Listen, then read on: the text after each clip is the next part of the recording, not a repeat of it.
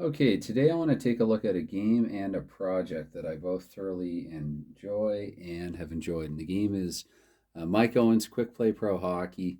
And the project that I did was a replay of the 1946-47 NHL season. Um, to learn how to play this game, there is actually a video that was made by Peter Miller. And I used that in conjunction with the instructions for the game in order to learn how to play it.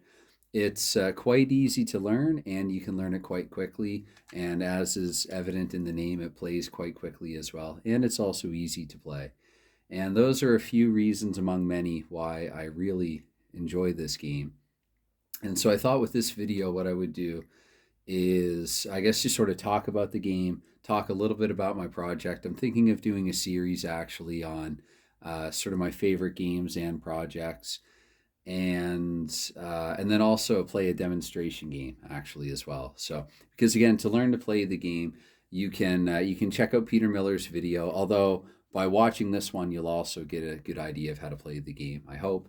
Sportsreplays.net. This is where you can find this game. It's free to download, and Ball Roller is just what I'm going to use actually to well, it's a dice roller app, and so I'm going to use that actually to play through the game. It's just a little faster.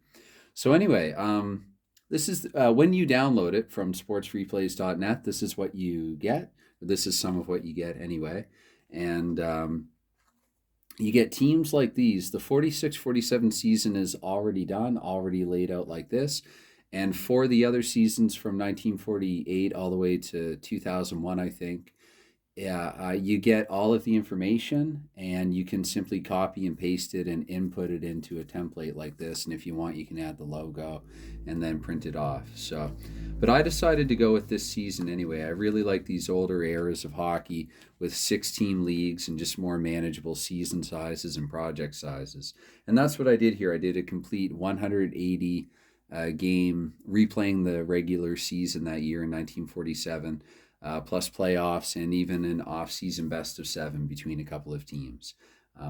Anyway, so in addition to these teams, you get these chance charts here with the home visitor chart, the normalization, which I have not used, but I want to use it soon.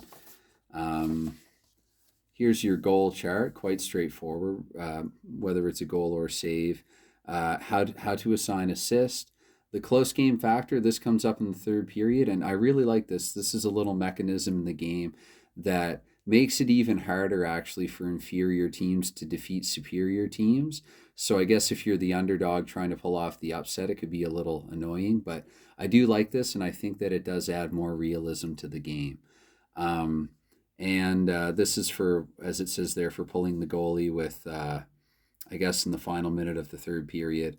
How to roll for time of the goal. I'm not sure if I do it quite the same way. From other games, I just have my own method of being able to roll for an exact second within a minute, so I've not really looked at that, if I'm being honest. And how time works in the game, and I think it's a really clever little system. So you're rolling 2d6, and the second of those two d6, I'll show here just for demonstration. I don't use the blue one. You use only 2 of them. I could take that blue one off just in case that's a little unclear. And the white die there, I would use that actually to mark minutes. Well, with the red in tandem with the white, I'm checking to see if there's a scoring chance in the game. And as I mentioned, I'll try to demonstrate all this here shortly. So the timing chart right there, if the white die reading is 2, it's 1 minute, and then 3 and 4, 2 minutes, 5 and 6, 3 minutes. This is a quick reference chart by the same aforementioned Peter Miller. He has these for a lot of hockey games. They come in handy. Anytime that I see that one is available for a game, I will print it and have a look at it. It's just basically everything in the first few pages that I showed you condensed into one page, so it's nice to have that handy. This is the hockey clock that I normally use, and actually I meant to get, I'm just going to kind of lean into camera view there. I use this night for moving around. I use this in a lot of different games for different things, and so I just move around and mark time with this. And again, it shows you here the elapsed time. These are the instructions, which I have flipped to the normalization at the moment because that's the next thing I have to read. I think there's 7 pages, if I'm not mistaken. quite straightforward. And again, this will not take you a long time to learn at all. It's quite an easy game. And one of the things that I really like about it, though, is that despite being an easy and simple game, um, it keeps stats very well. And I'll demonstrate that a little later when I go through the project that I did with it. And what I like about it is that it has stats, but simple stats. If you take another look here at these team cards or team sheets, it's player goals and assists. That's basically what it is. And for some reason, I thought that was, let me back that up a little bit here. I'm going to adjust the camera live. It's Mike Owens. Here, let me tighten that. Okay. All right, just want that to be completely in view. There, Mike Owens. I don't know why it keeps doing that. Okay, let's do this. It's like I just got this or something, right? Stay. Okay. Anyway, so doing this live. I guess what I will do is set it up and just show how it's played. And for that, let's see here the best way to quickly get organized. I'll move this aside. And let's play Toronto up against Montreal. And there's actually a game I was going to show in there for demonstration purposes, but I decided taking some advice here, it would be easier just to do one live. So let's say hypothetically I want to play a game of this. I'll put Montreal at home, Toronto on the road. Being a Habs fan, actually, you know what? Let me switch them up. I'll give Toronto more of a chance in this game. So I'll use this here whiteboard, and let's say it's Toronto up against Montreal. It's really this simple. I mean, you can do this on paper, obviously. So I've got Montreal here, and we'll put Toronto here. Sorry if it's a little messy. I'm trying to go fast enough as well. And the first thing I'm going to look at with Toronto being the home team is their home offense, right there, 22. And so I'm going to note the 22. And then Montreal's visitor defense is 9, if you can see that right there. Visitor defense of 9 for Montreal. It's right up here. And so I've got 22 and 9, which is 31. And for Montreal, because they are the visitor, I look at their visitor offense, which is 13. And I'm going to add that to Toronto's home defense there of 11. Come on, camera focus. Of 11 right there. So again, I said 13. So yeah, 13 and 11. So they have 24. Now these two numbers add up to 55. If you can see that all right. And so that 55, I'm going to take that and I'm going to look here on the chance chart for well, I guess just the likelihood of getting scoring chances in this game, the number of chances that I'll get. So 55 falling between 53 and 57. There will be a chance for either team to score in this game on an initial roll of 11 to 26. And I'm going to write that down because that's useful information to have in the game. So it's a chance from 11 to 26. Now, if during the game you roll an 11 to 26, so you're going to take 2d6, and it's an 11 to 66 system, similar to what is in APA and other games. Then you have to do a second roll to determine which team gets that chance. And now for this one here, and actually this is the one thing that I did not set up that I probably should have, full disclosure. So let's Google actually 31 divided by 55 because... Let's see here, 31 divided by 55. So you get 0.563, right? This is how I do it. And what I do with that 0.563 is I look here on this chart that falls between 0.557 and 0.583, and you see 31 to 63. So that would mean, and let me use some different color here actually, for Toronto, they can score if a 31 to 63 is rolled. And for Montreal, they would get all the remaining numbers. That would be 11 to 26, and then 64 to 66. And that's it. You're ready to play. Let me actually, I will, usually charts that I keep visible, I mean, I've basically got them memorized, and you can memorize, quite quickly. This one here, 4, 5, 8, and then 10 to 12 are goals. I can change a little later in the game if you're using this close game factor. Actually, here, let me talk a little bit about that. No, you know what? I'll wait till I get to period 3 and then talk about that. I'll try to remember. So I'll put this timer down. And again, I'm not actually going to use, well, you can't see them on camera anyway. I won't use these. It's a little more convenient just to use this app. So let me bring up here ball roller. How am I doing for time? Goodness, I'm already at 10 minutes. So I'm going to bring up ball roller, and I don't like the ugly Google searching behind me, so I'll put up something for my project that I want to show. And put the night on start here. And yeah, that's about it. Put the keyboard on my lap and click. And we're off. So it's, you see the 13 there? Let me move that closer. Sorry, Mike. 13. Let's see, I can make the, anyway, that says 13, that reads 13. So with it reading 13, it means that I'm going to move this 2 minutes, because for a 3 or a 4, you move 2 minutes. And because it's 13, 13 is below, or it's in this range here, 11 to 26. It does mean that right off the bat, a couple minutes into the game, there is going to be a scoring chance. To find out which team has the scoring chance, you roll or click again. And 56 is in Toronto's range. So I roll a third time, and 4 and 3, that adds, on this roll, by the way, this is a 2 to 12 roll when you're looking to see whether or not a team scored. So 7, it says save. So Toronto did not score with that chance. I'm going to roll again. And 63, so this time you're going to advance 2 more minutes, and there's no chance for either side.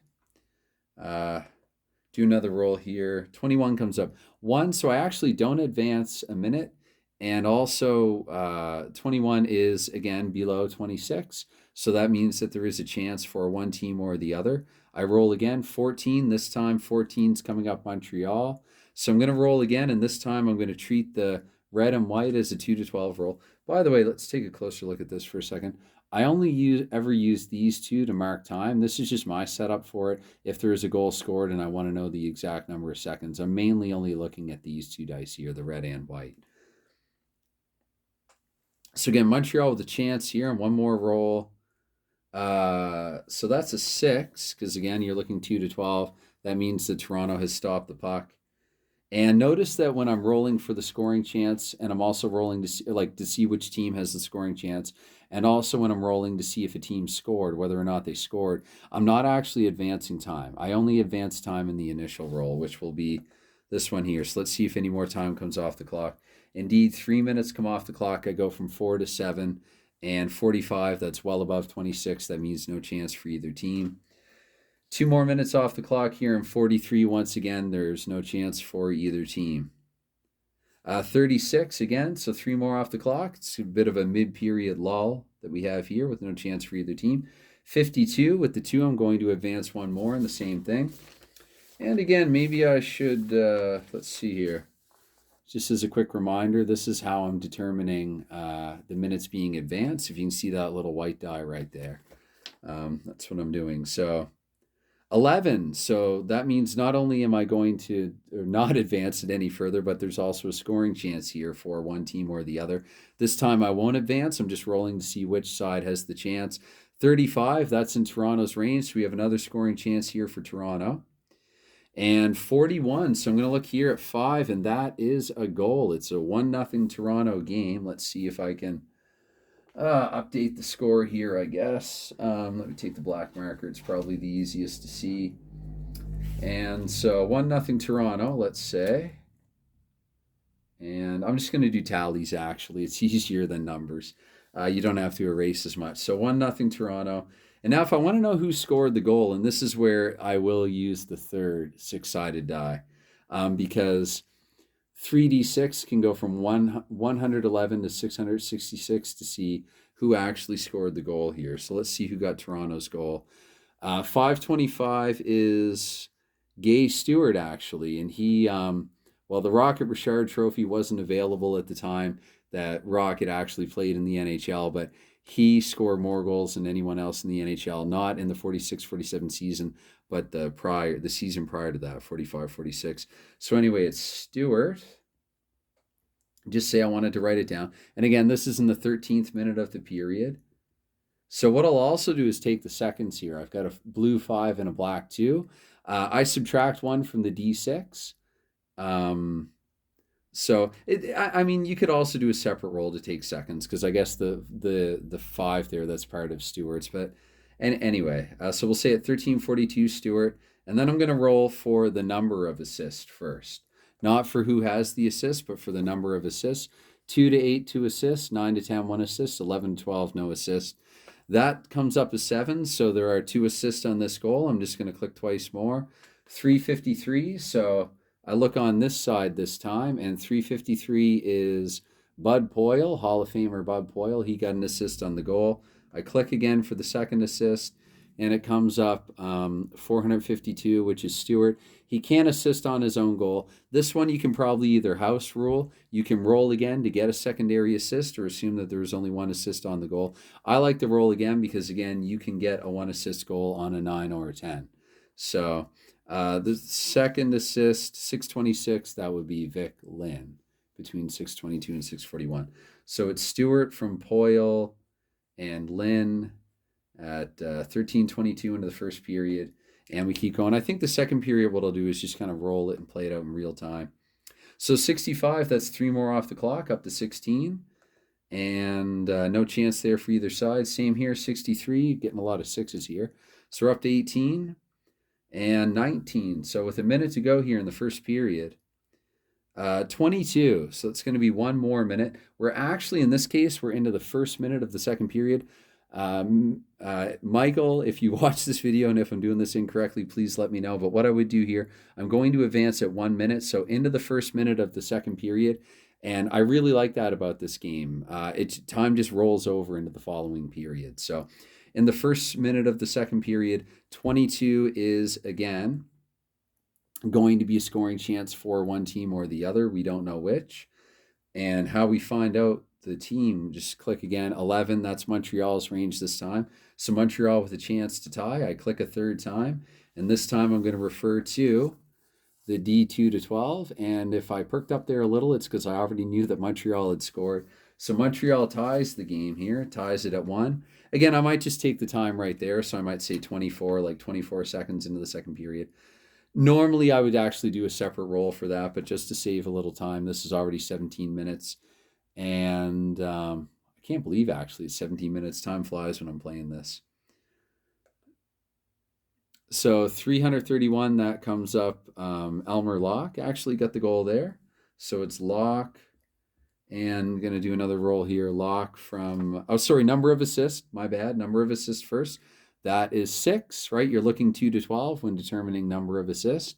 So Locke from 554 is, it's Glenn Harmon, right? Between 552 and 561. So Locke from Harmon, and 463 is Jim Peters. Locke from Harmon and Peters here. I guess I could also write over here first and second. I'll show what I actually do in my notebook here momentarily, and you can't really see that on the camera anyway, but it's sloppy. Locke from Harmon and Peters at 24 seconds into the second period. Now I think what I'm going to do is just play it out a little more quickly and just kind of give you an idea of how fast a period can go. So it's a 1-1 hockey game, 3 more minutes off the clock, and there will be a chance because 25 is below 26. 62, that's in Toronto's range. And 54, that is going to be a save, actually. So it's still 1-1 here. 41, though, so there could be another chance in this minute. And because no time advanced, but 54, so there is not. So I'm just going to advance it 2 more minutes. And 36, so 3 more come off the clock. And again, 36 being above 26, no chance for either side. Another 36, so we're up to 11 now, halfway through the second and the game. 35, so we're up to 14. Again, sometimes periods just whiz by really quickly in this one. 14, 17 minutes, so late here in the second period. 16, that is below 26. We roll again. 11, Montreal has the chance once more, a chance to go ahead here. And 66, so we take a look here at the 12. That's a goal. So Montreal is up 2-1. I'm not going to write it down, but I'll roll quickly to see 435. That would be Leo Gravel with the goal, and then I roll for number of assists. 5 and 1 are 6. So 2 assists on this goal. It's going to be Gravel from Rocket Richard, and 244 is Elmer Locke. So Locke with the second point of the contest. I really like that you can keep player stats with this game really easily, but it's just simple player stats. Do I like player stats in hockey games? The short answer is yes, but simple. I do like keeping stats. I'm not too meticulous, though. That's just me. I really do like keeping player goal and assists, though. So I didn't roll for time, but let's say, I don't know, it's 17:26 because why not? And then another 3. So I'm actually the first minute of the third period. This is a close game, actually. It's a 2-1 hockey game right now for Montreal. Let's update the tallies. It's 2-1 Montreal in the third period. And so let's take a look at the close game factor here for the third period. I should look, well, you have to look in 3 places. The CGF, right? It's nicely laid out in these. So Montreal's close game factor is 9. Toronto's close game factor is 8. 9 minus 8 is 1. Montreal has a close game factor advantage of 1. What that means is that if Montreal gets a 2, if they have a scoring chance and then they roll a 2 or 3 on the follow-up roll, this is a save. They can roll again, and you're looking at 1 because that's the difference. And if they get from an 11 to a 36, this save is turned into a goal. And whereas Toronto, and you can see the asterisk there, so the save with the asterisk, some saves are still saves. The E and P, that could come up at the end. That's empty net or extra player. But the goals with asterisk by them, your 8, 11, and 12, they could be turned into saves. If Toronto was to score, rolling in 8, 11, or 12, they would have to roll, do an additional roll, and for them, this would have to be above 36 in order to still count as a goal. If it's in this range, 11 to 36, that's actually going to convert to a save for Montreal. So again, it does leverage an advantage to a superior team. Not that inferior teams can't beat superior teams in this, but we're into the first minute of the third period. Let's see if the close game factor does come up. 51, so no time has elapsed. Still in the first minute. 35, 3 more minutes in. Montreal still up 2-1 here. 61, we don't advance time, and there's no chance for either side. Up to the 6-minute mark now of the third period, nothing for either side. 2 more minutes, so 8 minutes and 24. That does mean that a team has a chance. That team is going to be Montreal, actually, 64 to 66. And Montreal here in the third period with a 6 and a 5. Now, yes, this is a goal with an asterisk, but Montreal being the superior team, I don't look at this. That is a goal for Montreal. It is a 3-1 hockey game. If I want to, I can quickly roll.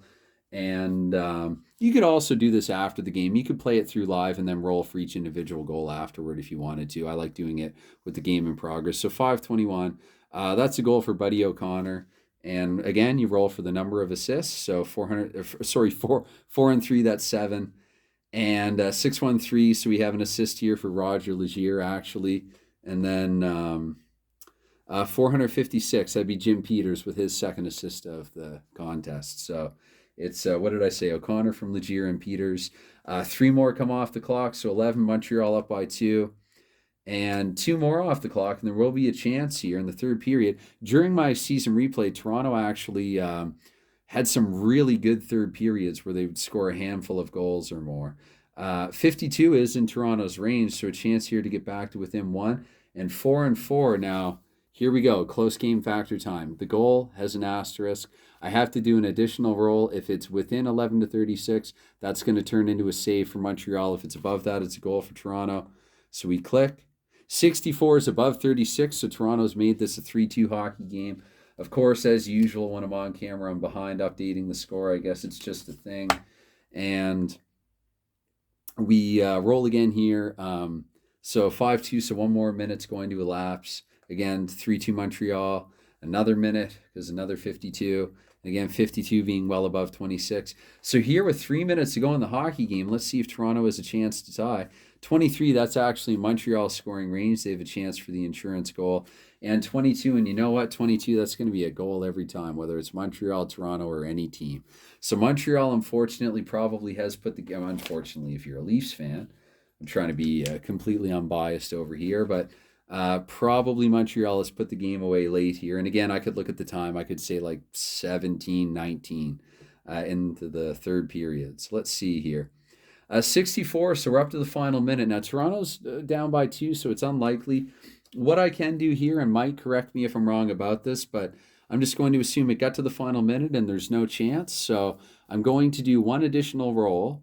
And this time, if the white die is a 1 or 2, I believe it would have to be the 1 or 2, it's going to result in an automatic scoring chance for either side. Determine the team that has a scoring chance in the normal fashion. And this time I'm also looking at E or P. It's possible the save will become an empty net goal for Montreal, or what would be a save for Montreal in this case could be a goal for Toronto with the extra attacker. So let's see if we even get a white 1 or 2. Because it's, yeah, with the timing die, that's the white die. That's a 5, so that means game over, no additional goal for either side. And so your final score in this example game here is 4-2 Montreal. Anyway, this is a fantastic game, and this video is already almost 30 minutes, but you know what? I still feel like talking, so might as well do this for me first and foremost. Some sound advice that I got from another channel that I really enjoy and follow. First I'm going to show this one right here. This is my project. Another thing one out of many things that I love about this game is that you can play it just about anywhere. These here team cards are little team slips of paper. I took pictures of these. I had these on my phone. I played this on the bus. I played this outside at cafes because of the COVID 19. You have to get takeout, and so I sat outside some cafes in the cold and played this. I started this season project on October 25th. And it took me about a month and a half to play. In a month and a half, I played 180 games, plus playoffs, plus. And when I was starting out, I was using a lot more space in the page. And I realized if I want to keep it all in one notebook, I'm going to have to condense it. So as the season progressed, that was a high scoring game. That's an exception. But these became a lot more box score like, so I could fit, 5 or in some cases even 6 on the page. That's what I did. That's how I did it. And this was the end result. So if you look here, I've got a comparison of my replay versus real life. In my replay, after 60 games, Montreal finished with 78 points, 187 goals for, 138 goals against. In real life, 78 points, 189 goals for, 138 goals against. Slackers here with 2 goals fewer. Boston was a bit of an outlier. They did a little better than in real life, but it's only a 5-point discrepancy. This is my opinion on replays. Like, what if it were real? Look from season to season how much teams and standings and player statistics can fluctuate from year to year. As far as I'm concerned overall, and I'm not going to read them all out one by one, but you can have a closer look there. This, in my opinion, fantastic results here. I'm very, not that I necessarily look for like a granular facsimile when it comes to doing a straight up replay like this, but overall I was quite impressed with these results. And this extends from beyond teams to player results as well. So if you have a look here, 17 players, and you have to remember in 1947, the league only had about 120 active players, maybe not even. So this is like 1 in 7. 1 in 7 players in the league. And this is only players that had 30 points or more. So this is excluding guys who maybe they got 5 points in real life and 4 or 5 points or 6 points also in my replay, also very close. But of guys with 30 points or above, players with 30 points or above, 17 of them were within 3 points. If I counted players who were about, say, 5 or 6 different, it would have been probably closer to half the league, at least a quarter to a third of the league that season.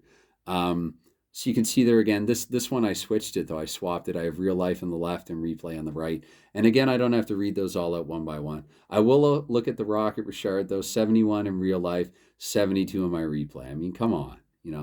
I was incredibly satisfied with the statistics that this generated. So yes, it's a simple game on the surface, but just everything combines. It works really well. It's a very clever game, very well done, well thought out. And